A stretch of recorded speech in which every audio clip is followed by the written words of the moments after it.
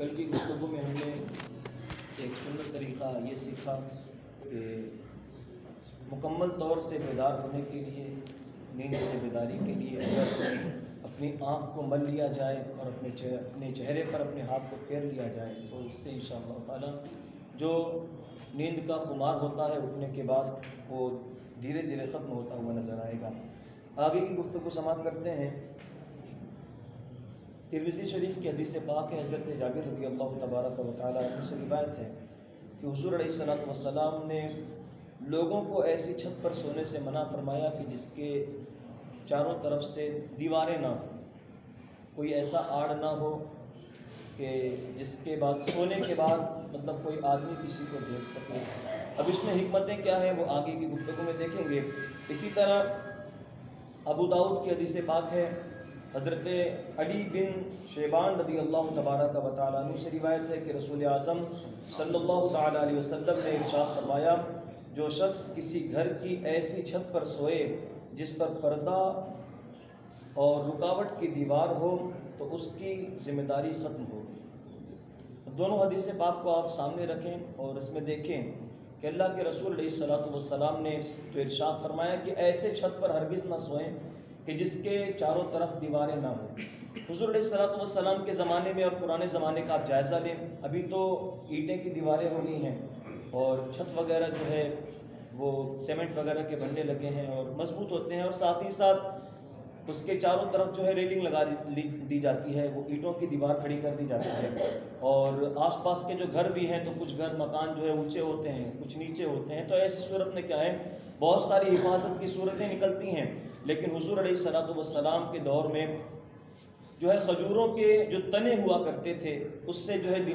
اس سے گھر کی چھت بنائی جاتی تھی۔ تو ایسی صورت میں جو ہے مکان بالکل قریب ابھی بھی قریب ہی ہوتے ہیں، لیکن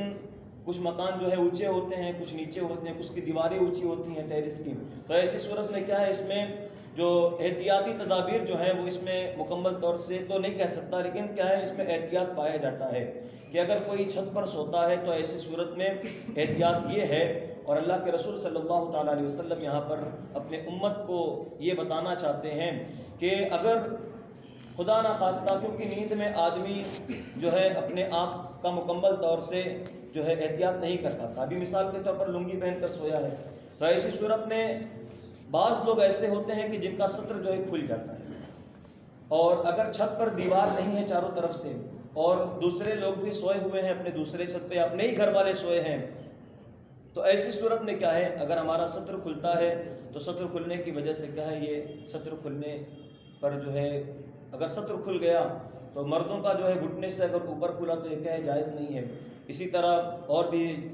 لوگ ہیں تو سطر کیا ہے کھولنا یہ درست نہیں ہے، جائز نہیں ہے۔ اسی طرح اگر کسی کی چھت پر دیوار ہے تو حضور علیہ الصلوۃ والسلام نے ارشاد فرمایا کہ اگر دیوار ہے چاروں طرف سے تو ایسی صورت میں کیا ہے وہ اب بری الذمہ ہے، کیونکہ اگر وہ سوتا ہے تو ممکن ہے کہ اگر اس کا سطر تھوڑا بہت کھل بھی جائے تو ممکن ہے کہ لوگ اس کو نہ دیکھ سکیں۔ تو ایسی صورت میں کیا ہے چھت پر سونے کے لیے جو ہے اس میں احتیاط کریں، خاص کر کے لنگی پہننے والے حضرات، اور اسی طرح جو پاجامہ وغیرہ بھی پہنتے ہیں تو اس میں جو ہے ممکن جو ہے بہت کم ایسا ہوتا ہے کہ پاجامہ زیادہ اوپر چڑھے، لیکن لنگی والے حضرات جو لنگی پہنتے ہیں تو ایسی صورت میں ان کی لنگیاں جو ہے اٹھ جاتی ہیں، تو اس سے کیا ہے حفاظت کریں۔ اور اسی طرح اللہ کے رسول علیہ الصلوۃ والسلام انہی میں یہ بھی سمجھانا چاہتے ہیں اپنی امت کو کہ جو لوگ کھلی ہوئی چھت پر سوتے ہیں تو ممکن ہے کہ چھت سے گرنے کا اندیشہ،